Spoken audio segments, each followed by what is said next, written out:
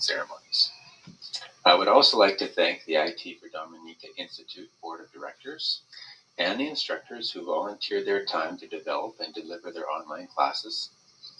Thank you to the IT support throughout the program from Timothy Lavigny, Jason Yarmanchuk, and Roland Rivera.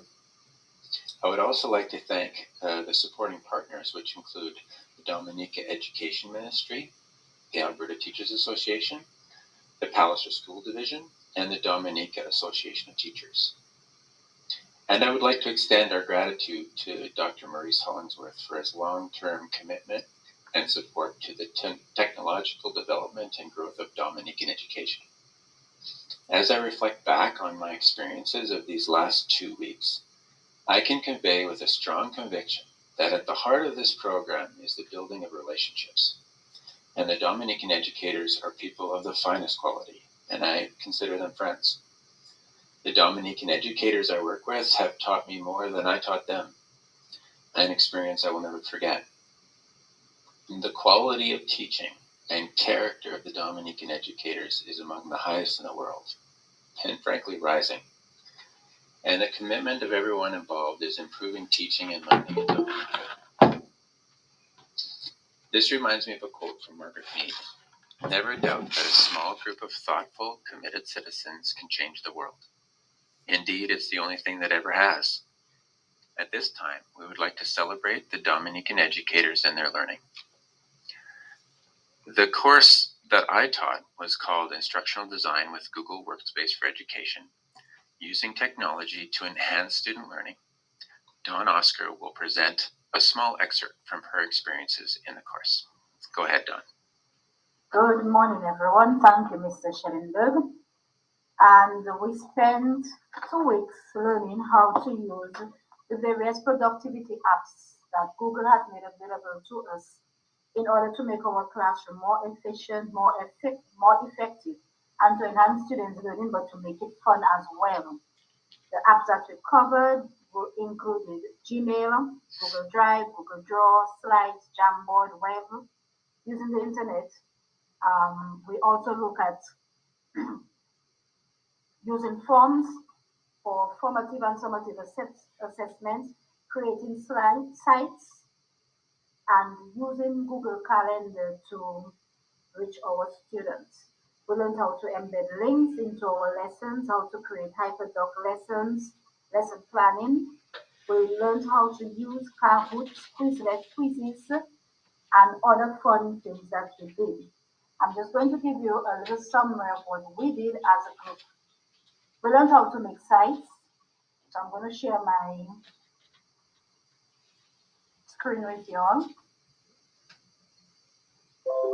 So this is one of the sites that we created for our class. We each had to create a site.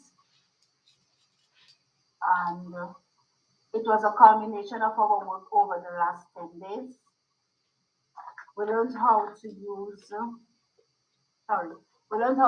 Jamboard and how to incorporate Jamboard in our lessons and how to get our students to interactively use Jamboard to enhance their learning and to make it fun for them. We learned how to use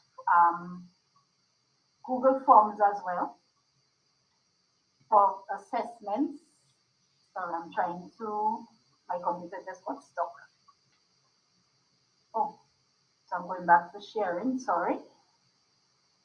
All right, so we learned how to use Jamboard. I hope you all can see. So this is a Jamboard that was created, and we learned how to embed links in and GIFs into our Jamboard. Oh, why is it doing that? Technology. Sorry about that. All right, so by now everyone should see. So this is a form that was created by one of my classmates. We learned how to use the settings on the forms so that it can suit what we want to do, whether we want to make it a one-time quiz, shuffle the questions, self-correcting, how to collect our answers. We learned how to use Google Draw to create worksheets of different kinds over the last few days. We learned how to use slides for our lesson plans and how to embed links in our plans. So if you can see my screen, I am hoping that you can see my screen. All right. So this is one where which was very interesting, and we were able to. So when I clicked on the link, another slide came up and took the students. So it's almost like the students went on a. So this is the slide that would have come up when I clicked on my link. So I can go back. Let me find it for you. All right. So this is another. This is the same class. Oh, why are you doing this? I am sorry for some reason. It is giving me some issues. So I'm just going to get it back. All right, so I'm going to show you something else. All right, now the highlight of it was creating a Bitmoji classroom. And again, with the same idea of embedding links that will take the students elsewhere. So if I click where the hands are pointing, so I'm going to click on the book. Let's see what comes up.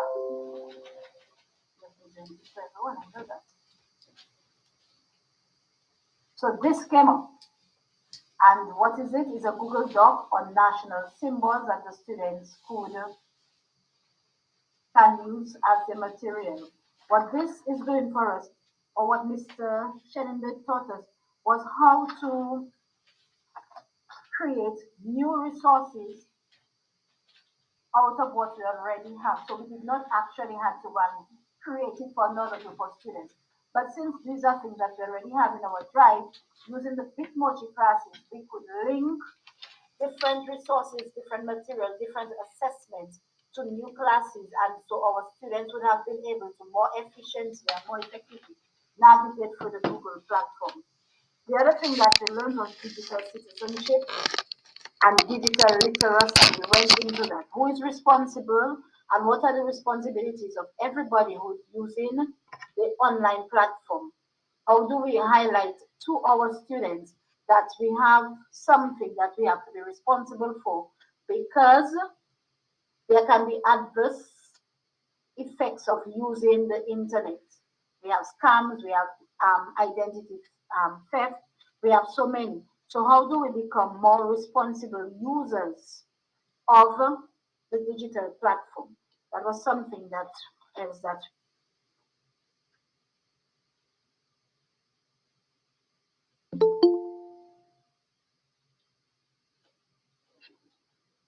Thank you for sharing, Don. Yeah, thank you, Don. Robin, go ahead. Perfect. Thank you. Good morning, and thank you to everyone who's joined us today. And thank you to everybody who's participated in the program, especially for everybody who participated in mine. My program, teachers are busy people, and efficiency is one of my love languages. And in my program, Building Teacher Efficiencies and Student Self-Efficacy using Google Workspace, it was my hope that teachers would build a HyperDoc unit plan that incorporated all the other Google apps that were introduced them to in this course. And my hope is that when teachers are more efficient with their day-to-day tasks, it opens up their capabilities to enriching the activities that will help increase student self-efficacy. So today, Orlana Malone is here to share what she learned in the course.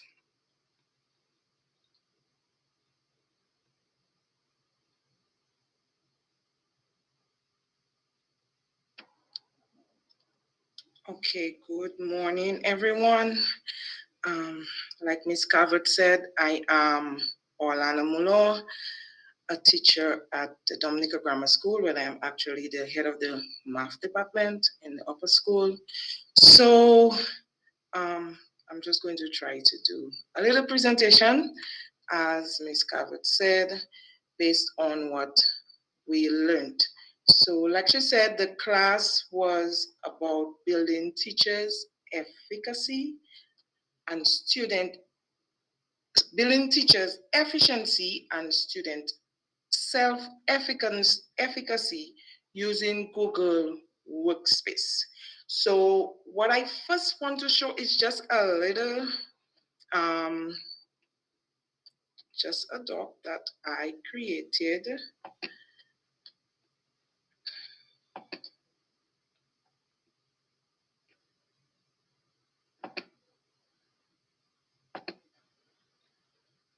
Okay, so this is a document that I created just now, just so that to start off my presentation. These were the 7 strategies that we learned to increase self-efficacy, and so we could know for sure how to deal with our students and what would help them to improve their self-efficacy. So I'll just run for them. One of them is task accomplishment and success. The next one, we peer modeling, we have goals and feedback, the use of self-assessment, give daily problem solving opportunities, support students of formation, and to develop teachers' self-efficacy. So here goes number 7, where we must be efficient in order to help the students to do the same. So our project end, our project for the end of the course was to do a unit plan, like Ms. Calvert said, showing the different hyperlinks. And so I am just going to present mine, hoping that it can help teachers, because for sure this is going to be a great help to my teaching for the new school year, since I am one of those who normally write. So I have a book and I would still have my laptop.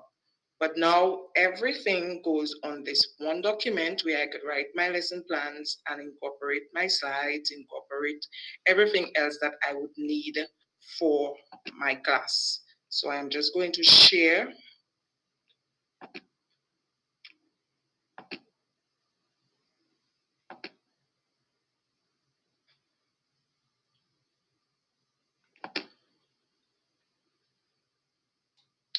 Yes, and of course I am a math teacher, like you see here. So it's a math unit plan, and I teach upper school, so it's a math unit plan for geometry. One thing that I liked and I enjoyed in the class is, I hope you see my little Bitmoji there. So I really enjoyed making my own Bitmoji. I had fun. I had my son take pictures for me so I could see myself properly, the side profile, the front profile, and make sure I get my Bitmoji as close as possible to myself. So this is a nice project that you could probably do with your students in the beginning, just to make them do their own Bitmoji and see what they come up with. So here goes. Because we had to do the hyperlink to include everything like you see here in our unit plan, I included the site. We looked at the different Google apps, and the first one we included was this. We looked at was the Google site. This was very new to me. I've been familiar with some of the other Google workspaces, but I have never done the site before, and so I was really happy to get to do this. So here goes, right there. When I introduce myself to my students, I can just go to my Google site. It's right there. Click on the link, and I am redirected to this area. Sorry. So this is my site, and we were supposed to. Okay. Right. So we were supposed to just give it a unique name, and of course, I teach math. Share the screen. It's not sharing. No, you have to share the new tab. Sorry. Yes. Yes. Sorry. I'm thinking we can all see now. Yes. So this is my site. And like I was saying, we were supposed to just give it a unique name. And so I teach math, and I name it the mathematician. Here you see about Miss Muller. So I could just click on it, allow the students access as well, let them see something, learn something about Miss Muller. So we could do different pictures. Then there is the page on my school. So I teach at grammar school, like you see, say something about the school. And here I also embedded the Facebook site so the students can always go on and see.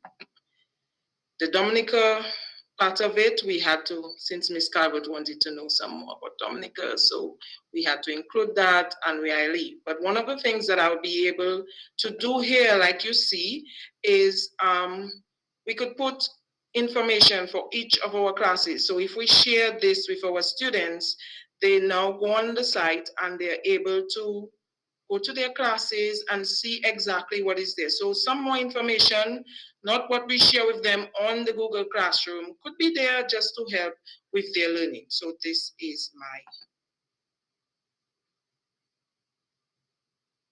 site.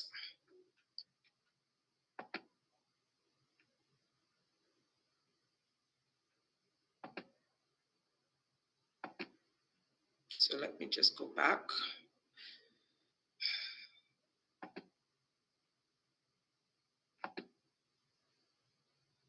Okay, so we did the site. Then here you can see one of the ways that we can improve our student or be as efficient as possible is even after making the unit plan, we are able to put comments. So like you see that here I have that I'm going to do my free videos. I normally teach a slow-paced class and a fast-paced class. So I would use some videos for my fast-paced class, but here I make a note that for my slow-paced class, I am going to do some other type of videos. So this is a good way that we can improve our efficiency, that everything can be there. Since I would normally make those notes on my books, they can all be here in this unit.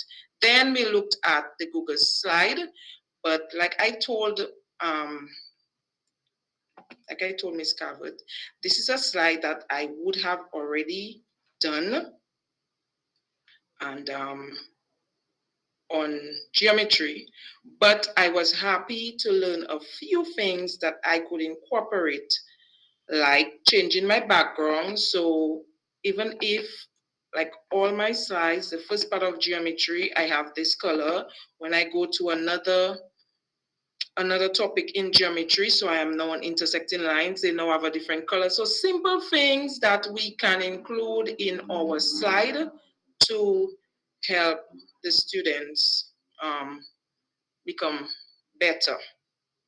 We can also include images, we can put in our videos, but I normally would have taught using Google Slides.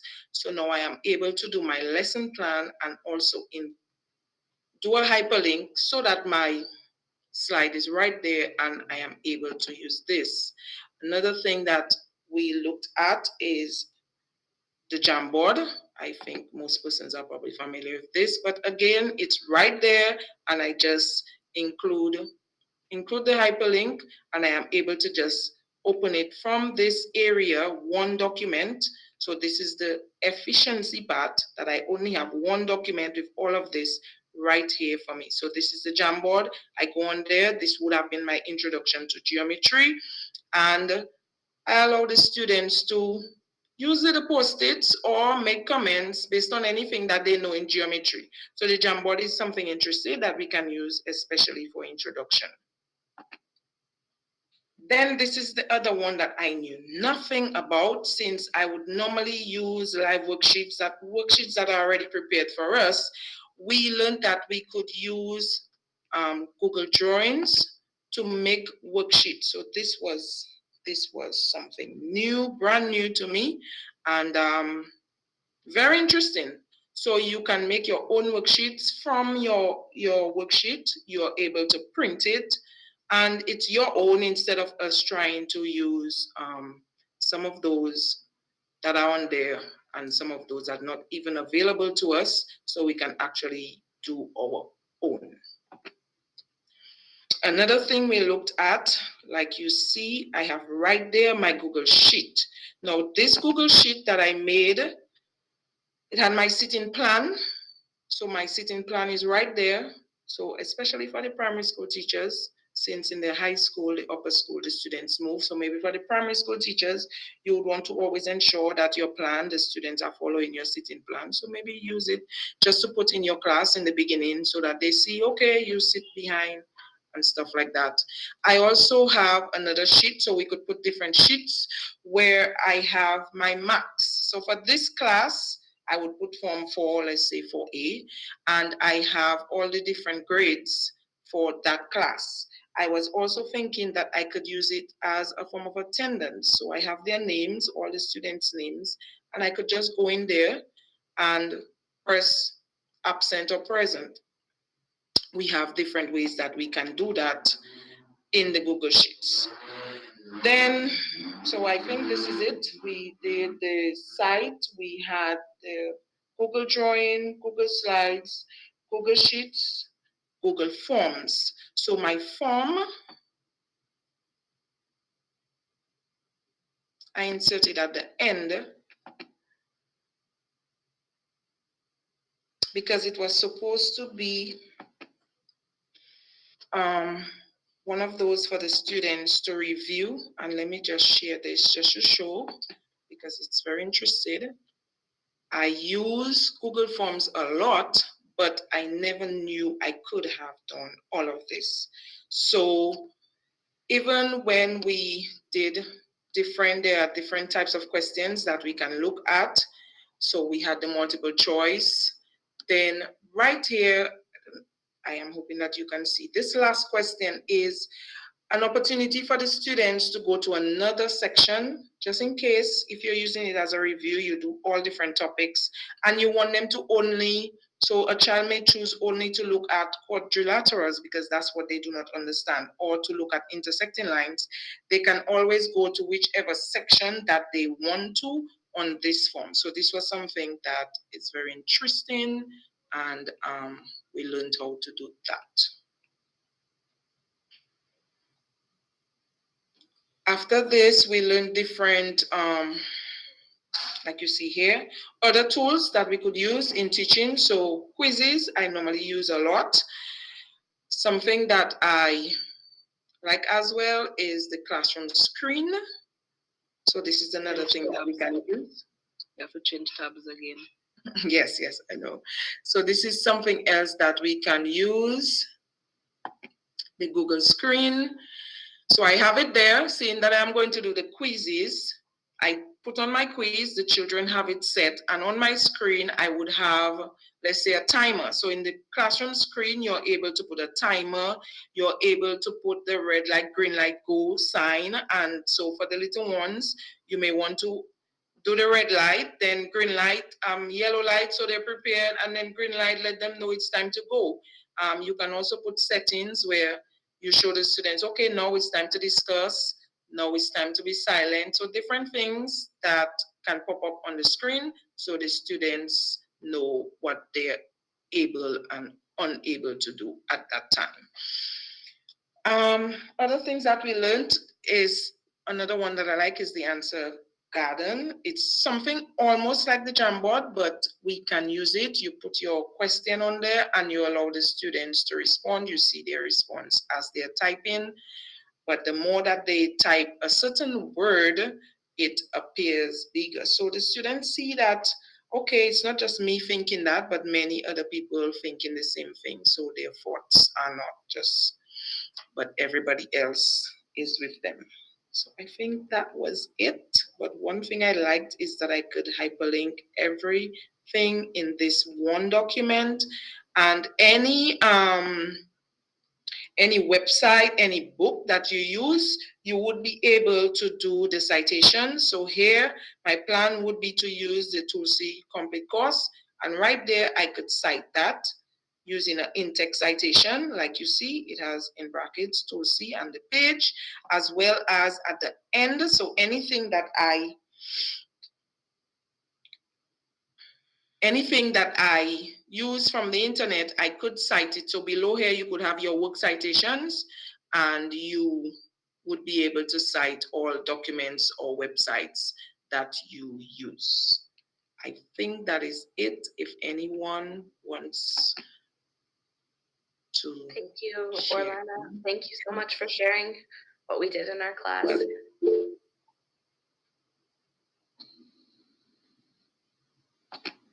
And also thank you to all our guest presenters in the class.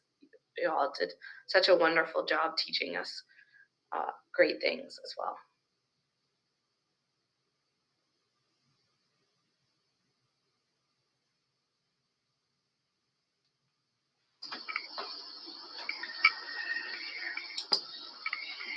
All right, Henry, I guess I'm next. I'm just going to start. Hi, I'm Michael Schell. This summer, I taught coding for the classroom, introducing computer programming to your students. We had an exciting 2 weeks of learning to code with Scratch. My class has not only been exploring and designing programs with computer code, they've been making curriculum connections, linking programming ideas across the curriculum, and engaging in a lot of vibrant discussions about teaching and learning with code and ways of thinking with code. Teachers in my class span from preschool teachers to primary teachers to secondary school teachers. They all brought their own stories and ideas and knowledge to connect their students to that process of thinking and learning with code. It was a wonderful way for us to spend our summer professional development time. I'm going to pass the microphone over to Yasmin Serafine to share some of what we've done.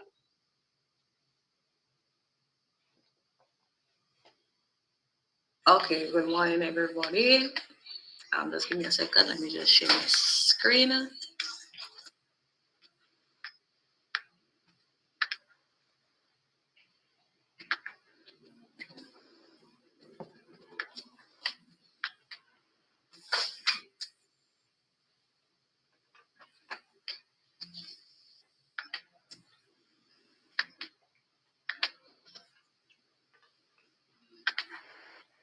Okay, so for the past 2 weeks, I've been doing the program coding for the classroom, which is taught by Mr. Shell. And it was a very interesting 2 weeks. We covered a lot of contents and were exposed to a lot of new resources that we could introduce to other staff and our students as well. All right. So in a bit, we're going to look at a few of the resources that we went through. For example, the ideas on our Scratch page, the educator guides, and different Scratch cards, and so on. So for the past 2 weeks, we've been using the program called Scratch, and it is a free programming language tool that usually allows students to learn how to code using a very visual and engaging format. Okay, so Scratch is a great way for students and teachers to be introduced to the world of programming, and it's usually aimed for any age. It's usually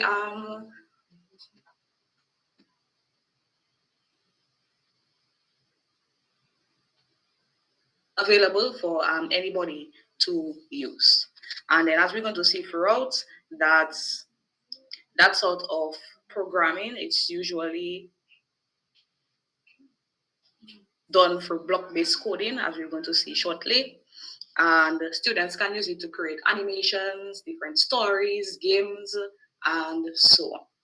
Okay, so what we're going to look at now, we're just going to take a brief look at some of the resources that we looked at, and then I'm just going to share that with you.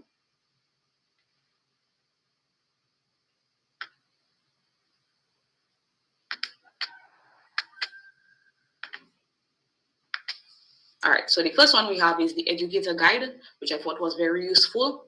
you could use that to have professional development workshops. So it's basically like a lesson plan as to how to program, animate different things in Scratch. So for example, you want your students to animate their name using different colors, adding different effects, and so on. So it's basically a plan that is already set out for everybody to use. There are examples and videos and different links to make aiding, to make hosting a workshop with beginners a lot simpler. The second resource that I have are scratch cards. Scratch cards are just a simpler version of the education guide where you have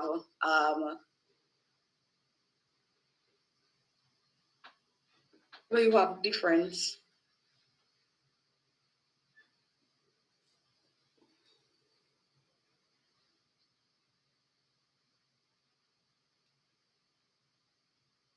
where you want to add different effects to different sprites and different characters in your whether it be in your program or whatever it is that you are trying to create.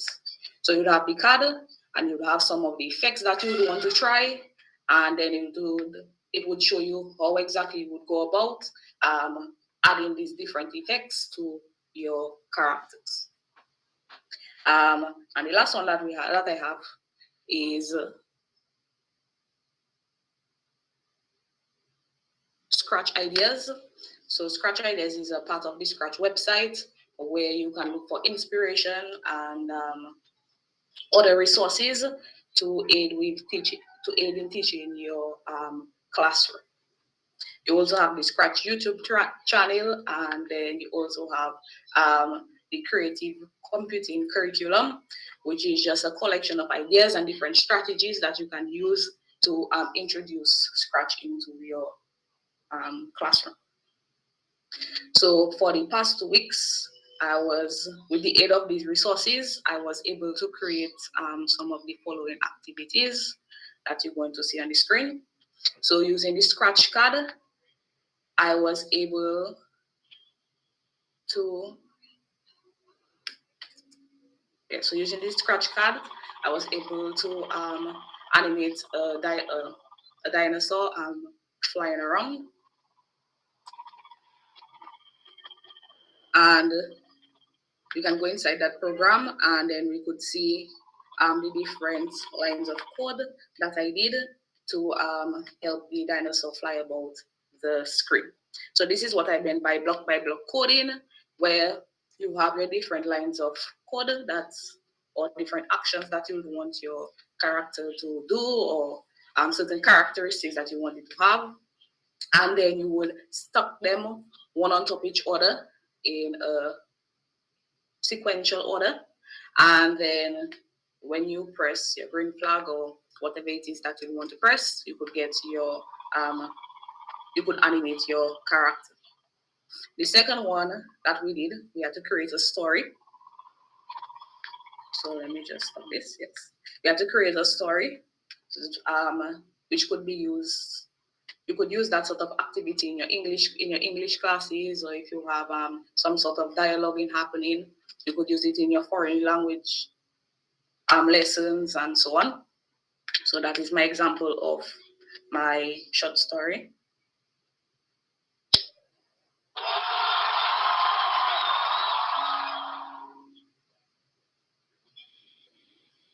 All right. And then after I created a small game, in the event that we want to implement that sort of thing in our IT club, then we have a small tic-tac-toe game, X and O, and so on. We have that. And this would be some of the code.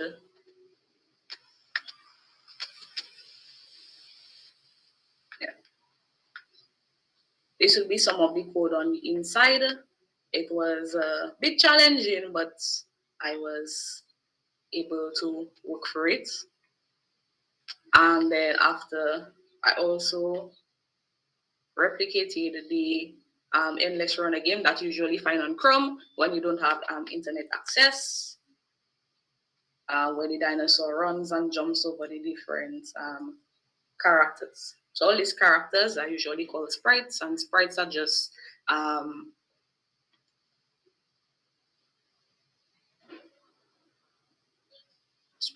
another name for the characters or the different backdrops and different things that you would like to animate or would like to do a particular set of things. And then lastly, we also spoke about the ways in which you can implement Scratch into our curriculum.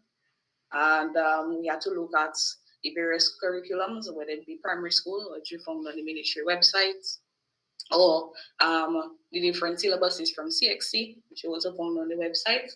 And we had to go through go through different objectives on the different topics and find out ways in which, or create programs in which we could use them as part of our lessons.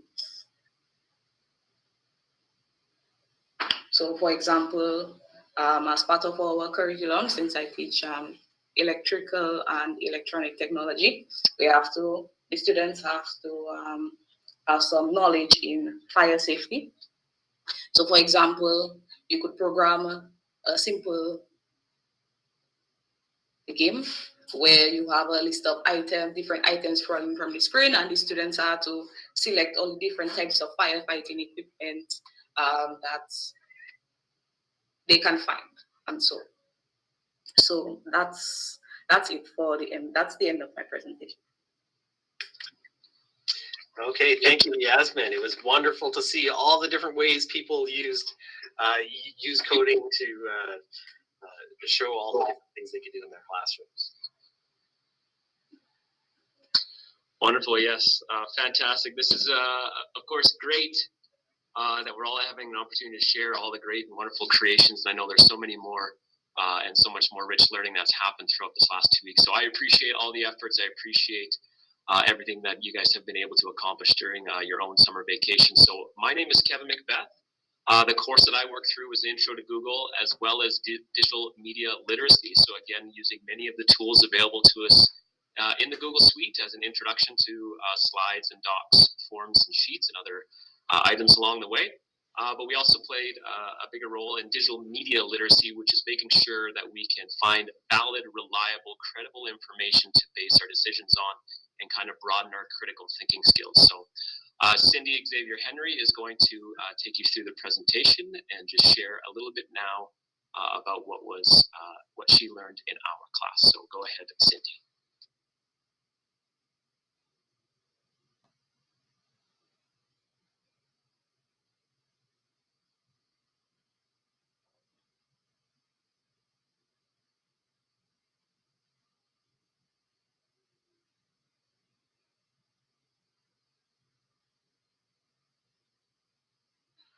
Sorry, my mic was still off. Good day all. I'm sharing on introduction on Google Classroom and digital media literacy. And my presentation today.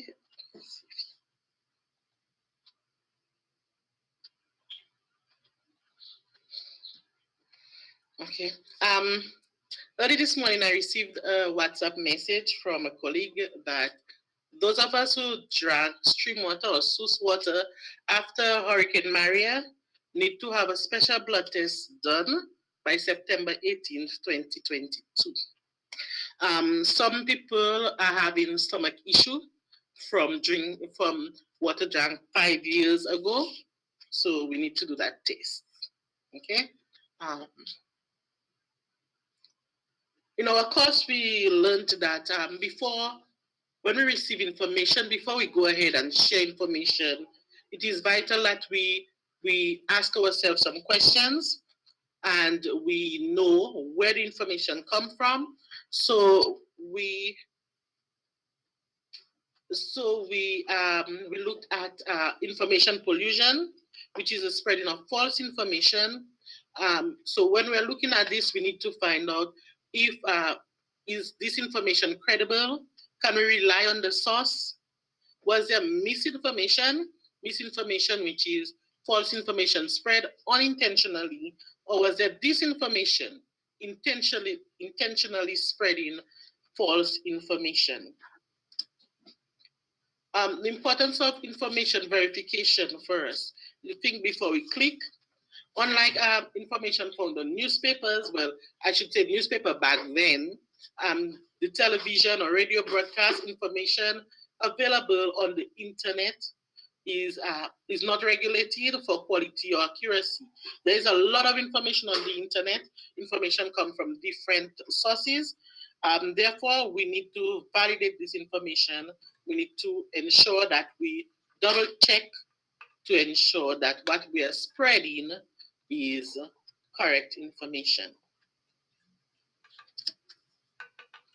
Some other questions that we could ask ourselves when we have information is that is the information current? Does the information answer the questions that we want it to answer? Is the information supported by evidence? Who is the author, or what are their qualifications? And are the author's intentions clear? So in doing this, the more we practice, the better we'll get at being able to decipher whether information is correct. And so there are some tools, there are some skills that we developed during the past 2 weeks in knowing whether or not our information is important. And we basically look at the three main ones, which is investigating the source, knowing where the information comes from, the source of the information. We check the claim, what the person, what they say, whether it is factual, whether it's a factual claim or a value claim, whether there's evidence to evidence for whatever statement that was made or not. And then we have we trace the information. Sorry, let's go watch TV. So we trace the information, we trace it back to we trace the information to see if there's other persons saying the same thing about that information that we have received. Okay? We look at sources, sites that we could look at for us to get information. We at snoop.com, factcheck.com, PolitiFact, and Wikipedia.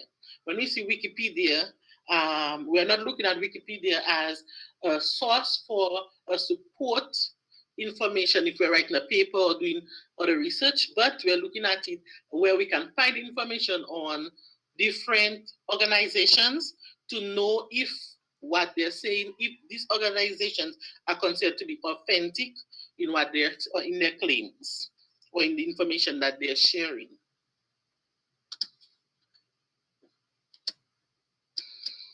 We also looked at Google Classrooms and the different aspects of Google Classroom that we touched on. Were able to go into was the contact, being able to organize our emails, because for some of us like me, all email comes just in the receive, sent. So we're able to organize in folder and prioritize. We look at docs, the Google Docs and slides and sheets, and we're able to present, like my presentation now is an example of the work that we did in presenting on slide. Look at Jamboard, and so was able to give us a lot of resourceful sites that we could look at for preparing assessments, for teaching and sharing information with our students. So this was a synopsis of what we did. Thank you.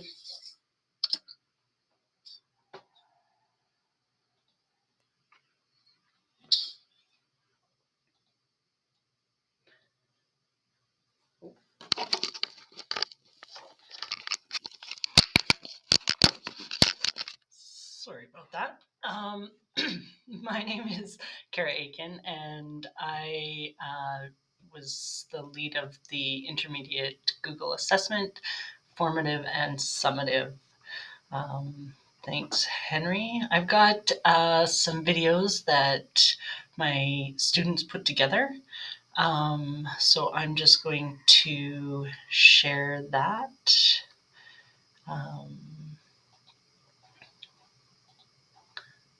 For you guys.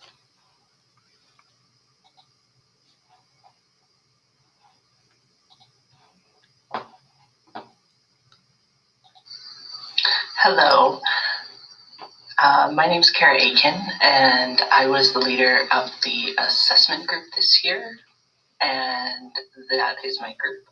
Today, we're going to have presentations by Patricia, Rhonda, Soraya, and a poem written by Michelle, read by Rhonda.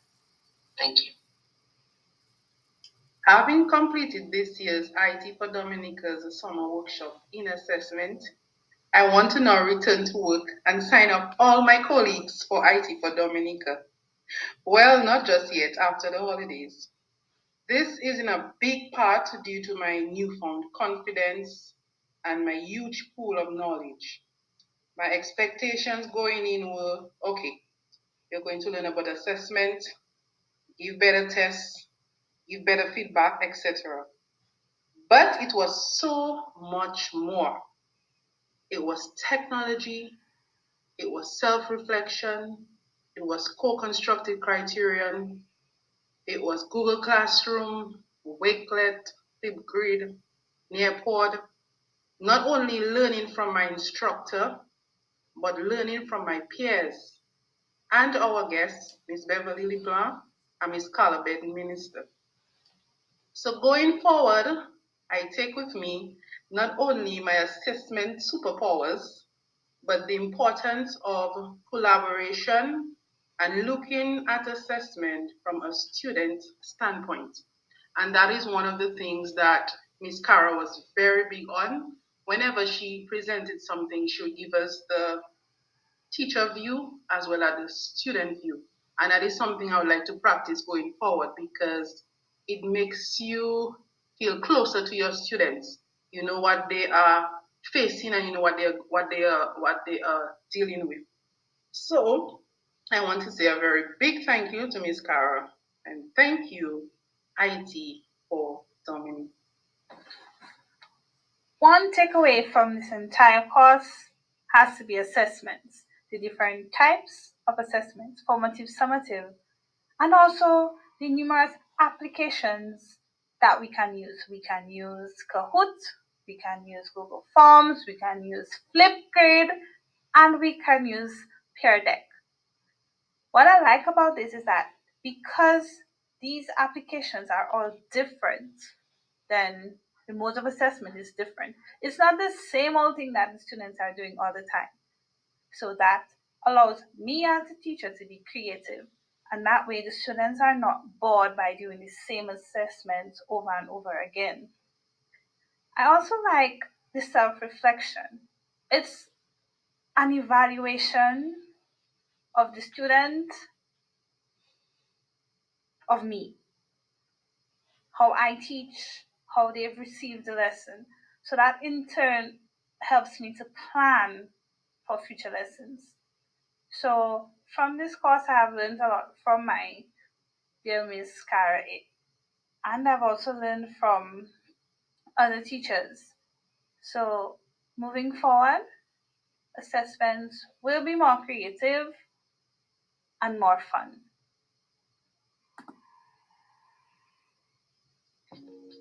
The assessment course gave me the idea of categorizing the assessment tools we worked on into groups.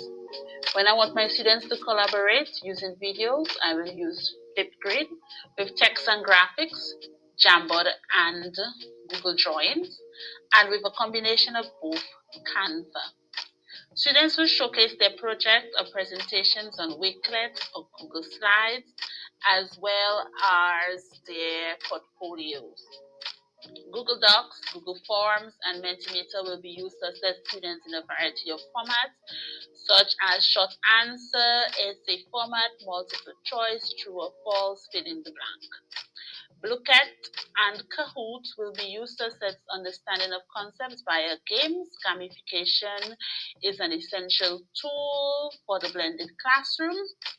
Peer Deck, Google Slides, and Nearpod will be used as presentation assessment tools, mainly for formative assessment, where the students will be assessed during my presentation to the class using polls, multiple choice, collaboration boards, and fill in the blanks, also drag and drop. IT for Dominica, Formative and Summative Assessment. Written by Michelle Gale Robinson, 2022, PSS. Read by Rhonda Select. How often do you see appear on a deck? Then again, what the heck? IT for Dominica, Formative and Summative Assessment.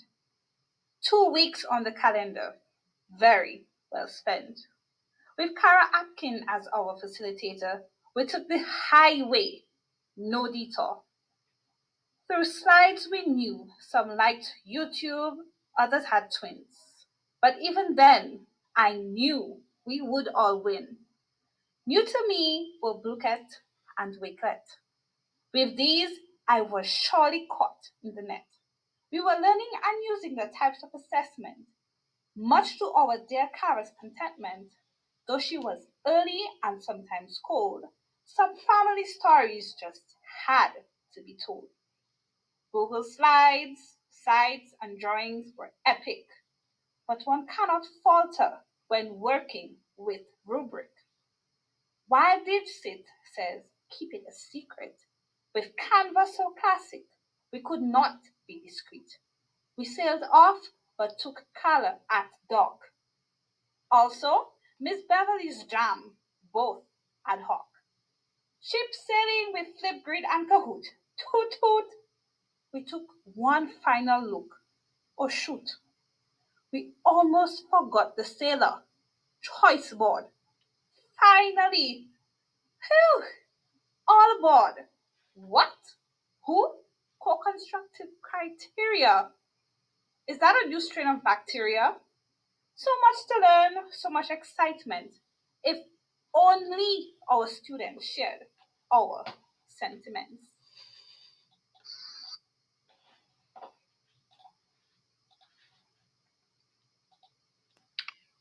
Thank you very much to all of our participants.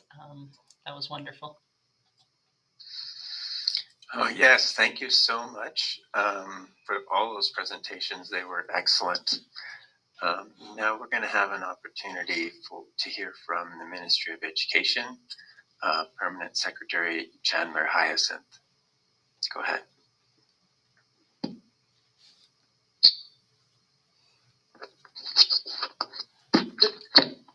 Good morning and good afternoon, almost to all.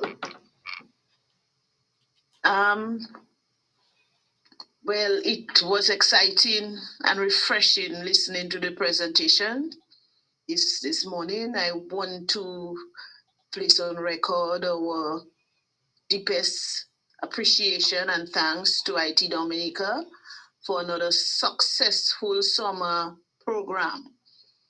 Thank you for your outstanding support as you provide our teachers with useful tools, as you help to build confidence in our teachers. You help us to create digital citizens within our schools. And it was very, very refreshing to see and to listen to the delivery presented by our teachers. Thank you and kudos to you, IT Dominica. Thank you for our teachers, the 83 of you who have participated in this program.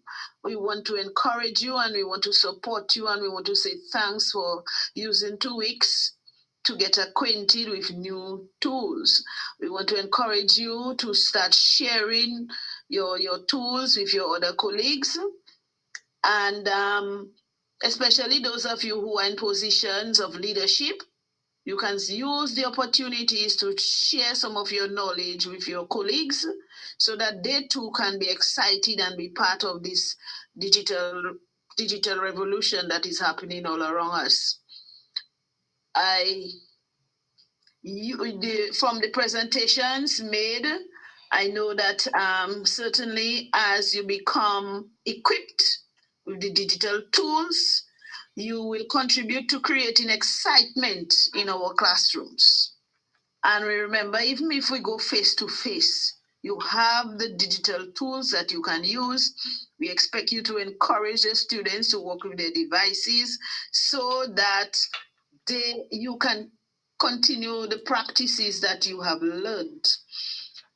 We want to encourage you to produce exciting lessons, the games, the Jamboard, the Google drawings, the Google Sheets. I myself was excited and I was wishing that I was still in the classroom because I could see how I could certainly use those in delivery to our students. You have learned practical ideas, programs like the Scratch, the one that one of you presented, practical tools that you could use to help our students succeed. And especially where we have failing students, I am not sure what percentage here is of primary schools, where we have the D's and the E's with students in their assessments. I hope that we can also use some of those assessments to really help our students to improve, help them to be excited about learning, help them to look forward to coming to school because there's something exciting, something fresh going on. And we really want you persons to engage and use these programs to really improve performance of our students. The session on assessments, we're really looking forward, as I said, to how we can help our students improve. And I liked what Miss said. It's an opportunity for her to learn that she must give our students opportunity to give you feedback. It's good when students can give feedback on your teaching. You can assess their own learning too as well. And the new programs that were presented, the new tools would mean new methods for evaluating our students and really use the whole question of asking them to give feedback so that they can help us to teach and we can use it to improve students' performance. So I want to encourage you to use the new programs, the new tools, use it for your planning, and for your work, to help your work be organized. And I want to encourage you as well to share with your colleagues. Share with your colleagues so that you can see your school excelling and your school doing well. And you can see the impact on our students' performance, not just when they are in high school, but when they leave high school and they go off to other institutions, they will be really equipped. The whole question of coding, we are providing opportunities for students to do additional work in coding, but we have to begin to introduce them to it so that they understand what it is coding is all about, because coding has a lot in it and it's about preparing them for advancing in the technology. We know within the government system there's a whole thrust in terms of digitalizing our economy, digitalizing our schools, digitalizing the healthcare system. There are a lot of different areas that are being encouraged. Some of your schools will be used as training grounds after school for some of those other programs that you mentioned, like coding and stuff like that. Some of our schools will be used to do afternoon programs, not just for teachers and students, but it's also for the public. It's an opportunity for us to get our parents too excited about technology so that they can be on board, because we see the trend with our society and all of us will need to be able to use the tools, even if it's to shop online, to check our bank accounts. We have to help our parents to learn the tools and to be involved in the tools. So some of you can suggest to your principals when you have PTA meetings, if you can share with your parents, so let them too learn what some of the new tools that is out there, and they too have to be part of this digital revolution. So thanks To all our teachers, all our teachers, all our tutors, the tutors, thank you too for your tireless effort. And moreover, thank you to IT Dominica. IT Dominica, your contribution to education in Dominica, we cannot measure. And every year you continue to thrill us with what you're supporting. Thank you for your tireless effort. And we look forward to building that relationship and for the continued support. I know that you are already having programs to encourage our teachers. Some of you will benefit not just from certificates only, some of you will be benefiting in tangible ways. I am looking forward to seeing that list of those teachers who have been following the program over the last few years. You will benefit tangibly from IT Dominica. So, Dr. Hollingsworth, merci beaucoup. Muchos, I cannot speak Spanish. I was going to say the Spanish part of it. Gracias. Thank you, gracias. Yes, gracias mucho. Gracias, thank you, and we wish you all the best in all your future endeavors. Thank you all. Thank you for that inspiring speech. And yes, I want to echo your comments. This has been an amazing experience, but also a real appreciation for the people, the educators in your country. They truly are gifted and amazing. I would now like Timothy Lavalier to jump on and say a few words. Okay, good morning to all. Good morning to all, Permanent Secretary, Dr. Blaise, teachers, the instructors, the assistant teachers, IT for Dominica. Just like the PS said, it makes me feel like I should go back to teaching, but I guess everybody has a rule. Okay, but it's great once again to see that we have accomplished another successful summer of training. I know for sure that the teachers have been blessed. And I know some of them are missing the face-to-face because, online is not really for everybody. Hopefully, maybe next year, some of the face-to-face might come back, if not all. But so far, with the support, we've been doing good for the last 2 or 3 years. I want to thank Yahweh for health and strength for all of us that were able to participate in this program. I want to thank, firstly, the instructors. Mr. Henry Schellenberg, I hope you get it right, that's the lead instructor who made sure that everything went in order. We have Mr.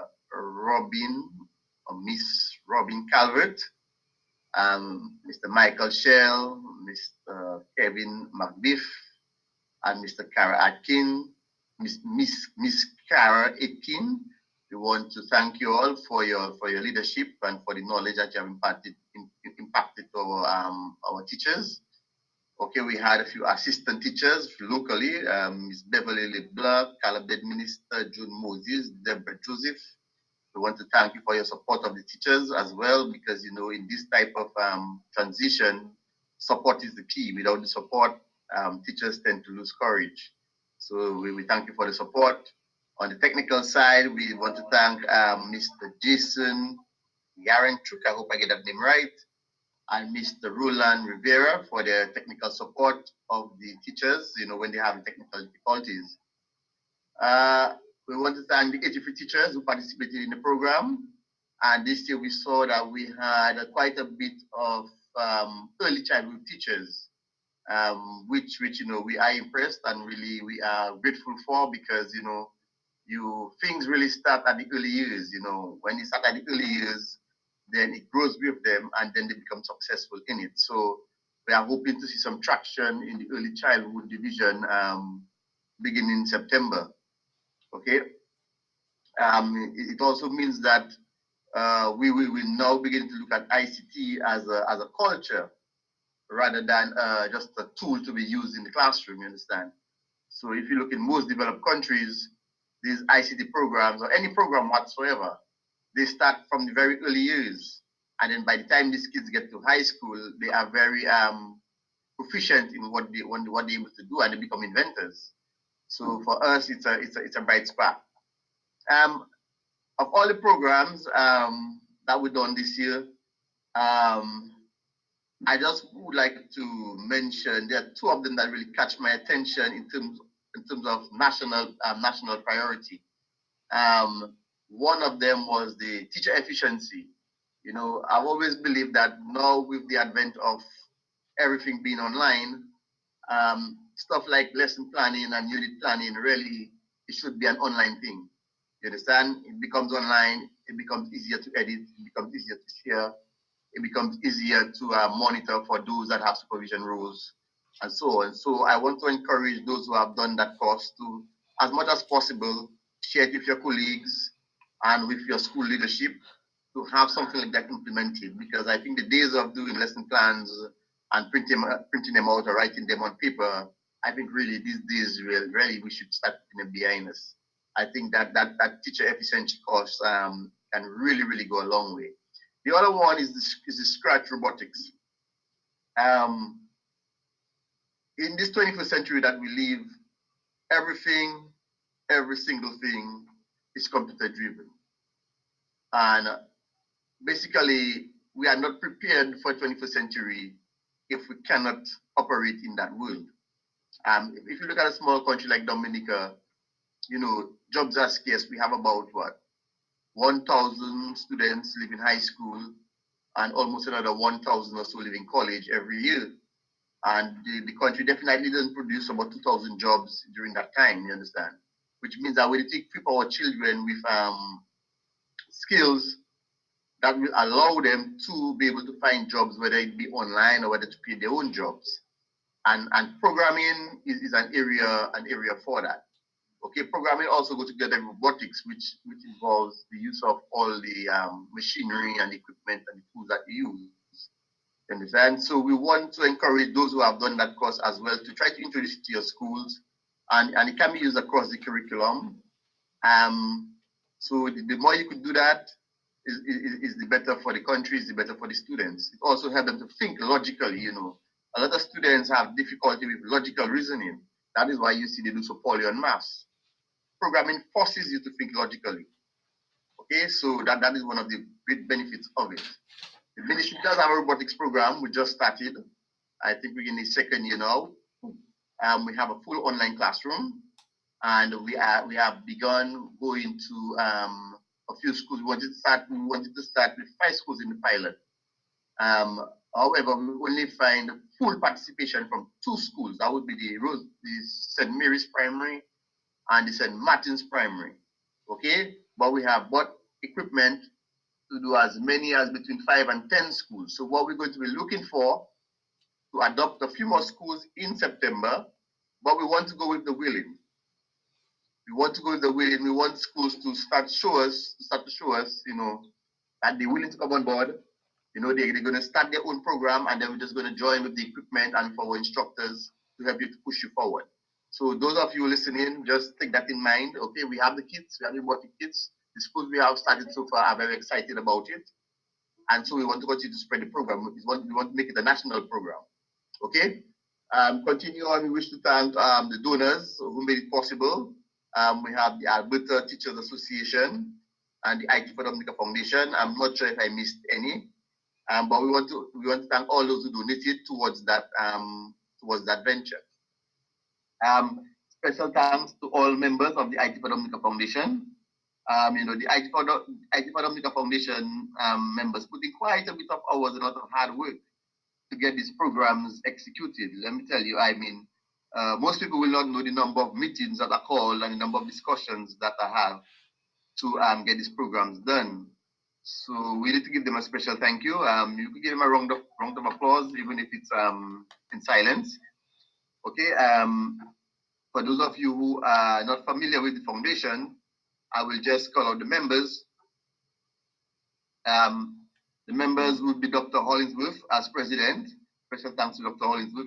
He put in quite a bit of hours and effort into this program. We have Ms. Janet Bell. Okay, she's our capacity building lead teacher. Some of you have done a program with her earlier this year, and I think you are awarded the Chromebooks to help to continue the training in your schools and to be leads in your schools. Okay, we have Mr. Jason Yarem Chuck. That's one of our chief technical people. Even I go to him sometimes for technical advice. We have myself. We have Miss Tammy Davis, but she's another capacity building trainer. We have Mr. Ben Swen. That's one of our lead IT teachers. And he also supports in many different ways. Miss Shelley Bryson, another lead person again. Miss Celia Nicholas, most of you are aware of. She is our local, I would call her our local logistic administrator. So she's the one that handles the certificates, the stipends when required. And anything we need to do locally, Celia is normally the lead on that. Yes, we really can't do without Celia locally. We have Miss Deborah Joseph, okay, a key person at the Dominica Community High School. We have Miss Natanya Kinsley. She was, I believe, a counselor. And Miss Darlene Huber, well, I consider her the communication specialist. She is able to get everything across, and I think she also deals with the treasury. Yes. Okay, last but not least, I want to thank the permanent secretary of the Ministry of Education, Mrs. Shanla Hyacinth, for her wholehearted support to the foundation and its efforts. Okay, Mrs. Hyacinth always ensures that we are able to do the things that we want to do. Okay, and we want to also thank Dr. Blaise, who does the same. Every time we go to them for any type of support, IT for Dominica, any of the programs, we get full support. So once again, we want to thank everybody who participated in this year's summer training, and we want to wish you how you call that, enjoyable summer. Get some rest. September is soon. Thank you very much. Thank you for those kind words. And that is the conclusion of our presentation. I want to say just a final thank you to all the participants and everyone who was involved in the program. It was a true pleasure, certainly for me. And I hope you guys have a great, restful summer. Have a great day, everyone.